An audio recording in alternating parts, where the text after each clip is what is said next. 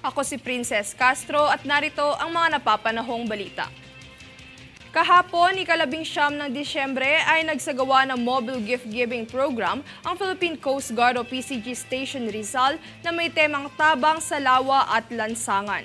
Ang mga regalo, pangunahing pangangailangan at food packs ay pinamahagi sa 100 katao na naninirahan sa mga coastal area ng Binangonan at Cardona, Rizal. Sa patuloy na pagsisikap na abutin at bigyan ng inspirasyon ang mga nangangailangan sa komunidad, ang mga kawani ng Coast Guard Station Rizal ay nagsagawa ng inisyatiba upang simulan ang gawaing ito.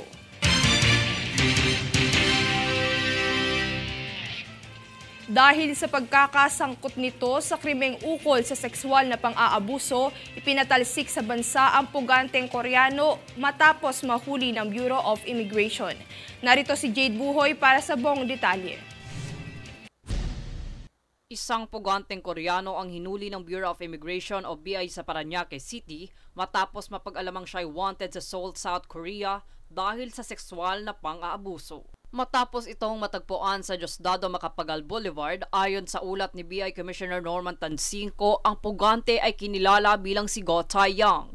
Bukod pa riyan, si Go ay nabibilang din sa Interpol Red Notice dahil sa kanyang pangahalay sa isang babae noong 2019 sa South Korea. Sa kasalukuyan, si Go ay pansamantala namang nasa kustodiya na ng BI Warden Facility sa Camp Bagong Diwa, Taguig City para sa kanyang nalalapit na deportasyon. Sinigurado naman ni Tansinco na hindi nila papalampasin makapasok ang mga dayuhang nasasangkot sa sexual na pang-abuso at mas lalong paigtingin pa ang kaligtasan ng mga paliparan at daungan sa bansa.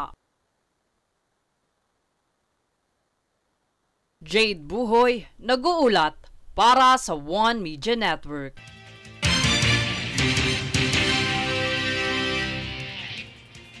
Sa darating na ika-13 ng Hulyo taong 2024, ang K-pop girl group na IVE ay babalik sa Pilipinas bilang bahagi ng kanilang unang world tour sa Manila, ang Show What I Have. Ayon sa pahayag ng Live Nation Philippines, ang ticket selling ay magsisimula sa ika-15 ng Marso mula alas 10 ng umaga hanggang alas 11:59 ng gabi at ika-16 ng Marso sa tanghali. Ang nasabing pagbisita ay magaganap sa SM Mall of Asia Arena. Kasama rin sa itinerary ng world tour ng grupo ang mga paghinto sa Australia, Singapore, Japan, United States, France at United Kingdom.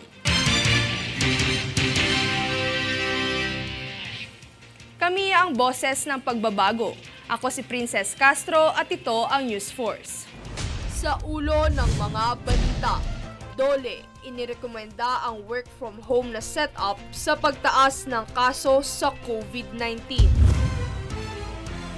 Kontrabandong nasa halagang 17 milyong piso, kumpiskado ng BOC sa South Cotabato. BI, pinatalsik ang puganteng Koreanong sangkot sa pang-aabuso. LTO, patuloy na isinusulong ang RSIC na advokasya para sa kaligtasan sa daan.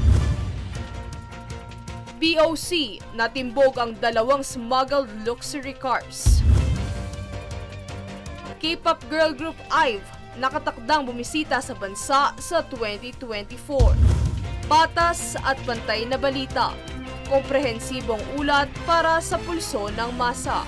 Ito ang News Force.